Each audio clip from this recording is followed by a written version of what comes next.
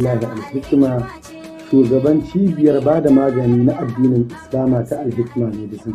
Lallai wannan cibiya ta ba da magani na addinin Musulunci ta Al-Hikima ba za ta yi ƙasa a gwiwa ba wajen ci gaba da samo ingantattun magunguna da suka dace da karantarwar Annabi Muhammad sallallahu alaihi wasallam wajen warkar da kowanne irin ciwo, kowanne irin larura. Za mu yi amfani da wannan dama wajen sanar da al'ummar jihar Adamawa garin Fulani, da kuma al'ummar jihar Taraba, da kuma al'ummar Gombe. Zan zo cikin garin Jimeta ni da kaina, zan kuma gudanar da aiki ni da kaina, kuma ina roƙon Allah yanda ya sa albarka a hannuna idan na ɗau magani na bayar ake samun lafiya. Duk wanda zai same ni a garin Adamawa da izinin Allah ina sa rai zai samu lafiya. Zan yi aiki 1 ga watan 6 zuwa 7 ga watan 6, ma'ana sati 1. Mutanen Taraba, mutanen Mubi, mutanen Gombe za su iya samu na anan Jambutu bypass insha Allahu rabbi.